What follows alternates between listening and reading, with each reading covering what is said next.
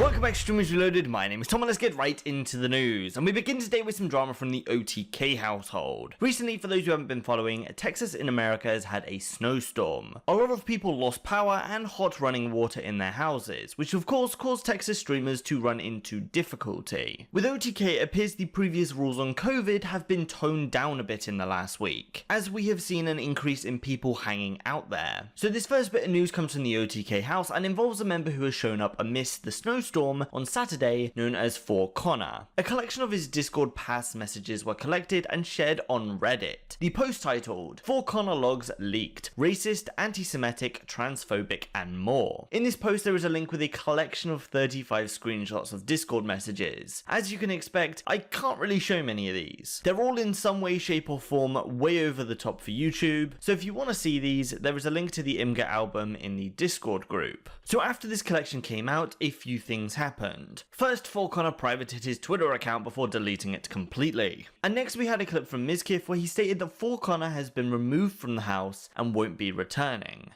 And I am going to let you know that I have made the decision myself. I've talked about it to Connor, and Connor is no longer allowed at my house ever again. So of course, after these messages, a lot of people were expecting some sort of outcome to his Twitch channel. As of now, there hasn't been one. For Connor is still a partner streamer, but he did go on stream to talk about this leak. First saying that it's not who he is, followed by saying it was just a joke, and finished off by saying that he knows this is where his career ends. So for this one, here is the last part, which is For Connor's take on the leak. It's not who I am. It is who I was, right? I was never racist. I was never transphobic. I was never homophobic, right? It was all, in my head, it was all jokes. I never meant any serious harm to anybody's mentals, but what I said was very bad. And at the end of the day, I was being racist. I was being transphobic. I was being homophobic. I was being anti-Semitic. This isn't a PR thing I'm doing, because I know that I'm on my way out the door. This is just a goodbye, I guess. Following on to Sunday, we got some drama from the GTA roleplay server. As expected, xQc had to get into some sort of trouble. And for this situation, we're looking at a race that happened on the server, which begins with xQc showing up slightly late. Realizing he missed the opportunity to join, xQc decides he's going to change the outcome of the race. Yeah, am I too late? Yeah, you missed it. You missed the race. It already started, brother. You can hear me, right? Yeah, I'm gonna go, you know, change the outcome a little bit. Oh, all right. Yeah, good luck. So he decided to mess with the race. Going through, xQc did this in two different ways. The first being creating a blockade on the race path for the drivers to hit, and the second being just hitting the drivers directly. This of course annoying a lot of drivers in the race, so here are a couple of the crashes and reactions. What are you doing, man? Wrong way! Idiot! There has to be more.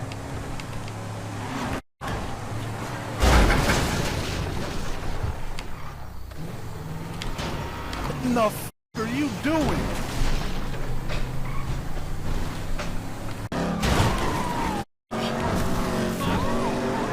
What the fuck? Hello? This is where we follow on to a later race, which was about 40 minutes later. xQc was preparing another barricade and got himself a lorry. The race organizer known as Hutch knew xQc was going to do this based on the previous race and information from others and found him. He tried to get xQc to get out of the lorry and followed him for around 2 minutes. While xQc denied that request, Hutch decided he had enough and drove ahead of xQc and killed him, with the final message from xQc being calling Hutch a metagamer. In other words, calling Hutch a stream sniper because he knew X's location. So here is that situation in full. It's about a minute clip with the no dialogue parts sped up. In the middle of the fucking finish. Look at this. Oh, good. Yo, X, how about you pull it over, brother? Yo, X, pull it over. X, pull it over, bruh. You gotta deliver to me. Pull it over, bruh. These Twinkies are not... X, I'm gonna tell you one more time to pull that bitch over.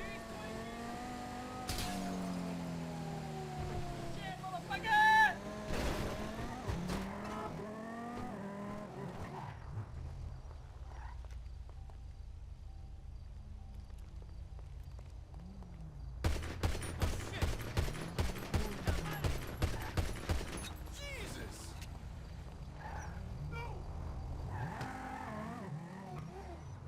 Don't fuck with my races, X. Okay, MetaGamer. So the situation ends with xQc calling Hutch a MetaGamer, and that's where xQc's community came into play. His fun got ruined, so they got involved, which is where they went into Hutch's chat sending a fair bit of hate. So here we have two clips. The first with Hutch explaining that he's been a part of the RP community for a long time and in no way was metagaming. And the second, Hutch reading an example of a hate message he received. So here are those two clips. But what isn't okay is when you call me a metagamer or you call me something like that. And what you don't understand is I've been in RP for over 2.5 years. I don't give a f who you are or how many viewers you have. I'm not going to go out of my way to find you. You came to my race, you rammed my racers, I had more than enough information, I warned you multiple times to get out of your car, I smashed my window and pointed my gun at you, and then I went and shot you. So, it is what it is. Don't call me bullshit, and don't fucking have your angry little army come over here and talk bullshit to me. Listen, man, no hard feelings, but that's just the way it is. So... You're so lucky most of us aren't on this server. I would dox your white ass, you effing are. You're barely even good at doing anything, let alone baseball for the Mets. And I'm surprised they took your C-word ass, LMAO, trash ass team. Literally, kill yourself or I'll find out where you live and I'll do it myself. I would effing kill your effing butt and your effing R-word girlfriend. Then we have some opinions from other members on the server. Of course, every time xQc does anything on the server, the admin Koil gets sent that information. He decided to respond to those users as well as Reddit popularizing these clips. So here is an admin's perspective on xQc's antics. As Koil already comments on xQc regarding the street racing. Yeah, listen, it's my job as a community manager that I'm not, by the way, to tell chat about how I feel about every single situation in the server instead of talking to the people involved. All right, that's what we'll do. Okay, we'll make sure you guys are filled in, so you don't have to make Reddit posts and shit like that. You can, oh no, you still make them anyway, but you know, honestly, when I read Reddit and they're like, some guys like Koil won't do anything. It makes me want to not do anything just to piss them off. You know what I mean? Like I must be in the head because sometimes it's satisfying to me to know that I'm annoying 12-year-old fat just fucking fat finger typing on Reddit all day. But that's where we come onto Tuesday. xQc went to log into the GTA RP server and got hit with a banned message. Everyone is expecting this to be in connection with that race drama, but in reality, xQc wasn't banned at all. He was actually just temporarily suspended because one of the server admins tried to message him a few days earlier. So as an admin needed xQc's attention, this was the only way he could get that. And that information was later shared through Whippy stream, who is the server member who has been playing with xQc since he joined. So the reality is xQc isn't banned, probably going to put it in the title anyway though. Let me make this clear. X is not banned. Alex Jumps, thank you. X was reached out by an admin a couple of days ago and he missed his message. So he's banned until he reads it. That's it. So that's all it is. So he's not banned. He just needed a talking to, and that's about it. So all he has to do is get into a voice call with the admin, do what he does wrong, and that's fine. It's easy peasy lemon squeezy. I'm not gonna go into the details more than that, but it's nothing to worry about.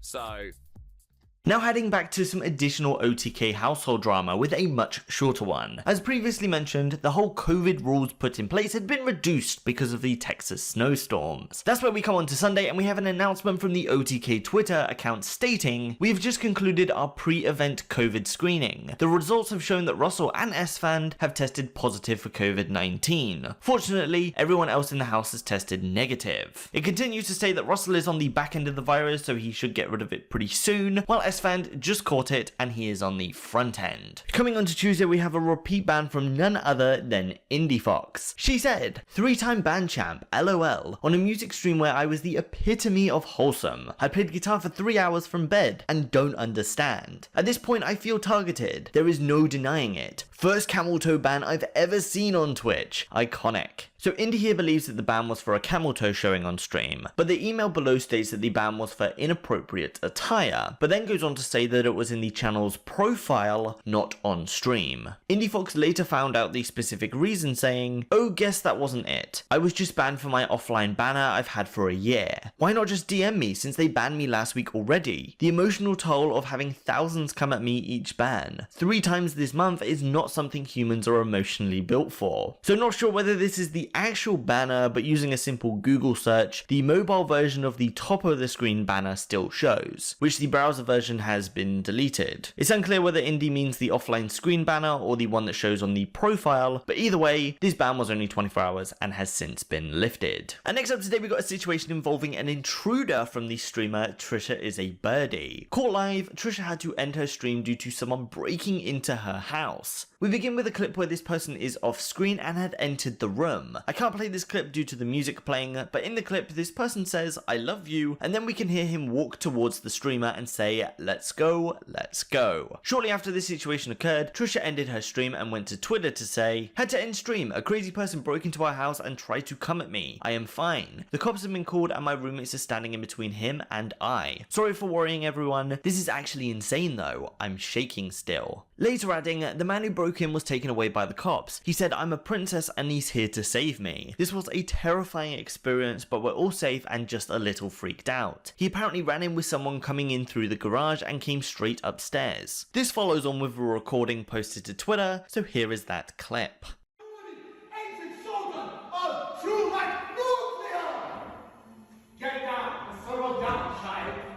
Do not touch people, please. I love you, Psycho, on your lap. Could you please Princess Buddha. sit down? Maybe can we just sit down and have a calm discussion? Happily. Do you want to speak fucking English or be fucking rolling those I'm speaking perfect English to you, so could we please have a seat? Sit down. I want to play someone in one of these games. I touched on my rights. Can we please just calm Pick a down? game. Sit down. Out loud in English. If you will sit down and have a calm Use your discussion. voice. Can I play a game? Please, this is not your home. You're breaking and entering. This is a crime. You know it's my home. Why stop? That's not even my name. Please Recognize my sit down. face. Maybe. There were people calling this a fake stunt for views because people in the house didn't immediately attack the intruder. One of Tricia's housemates said, "Lol, all these people claiming last night was faked or calling us P-word because we didn't shoot or attack the intruder. It's called de-escalation, you should try it sometime. Everyone gets out safely and unharmed." She later went on stream to show that the person in question was taken away by the police, so over this whole situation, it's unclear whether the intruder was just a crazy person, maybe someone on drugs, or a tier 3 sub. Tricia appears to be a bit shaken up still by the whole situation, but everyone got out safely, so there is that. And that's actually where I'm going to end today's video. If you haven't seen mid last week's video, I noticed it wasn't pushed out to everyone because of a topic I covered, so if you haven't seen that video yet, go check it out. But that's it for today's video. I want to thank you all for watching as normal, and I hope to see you in the next one.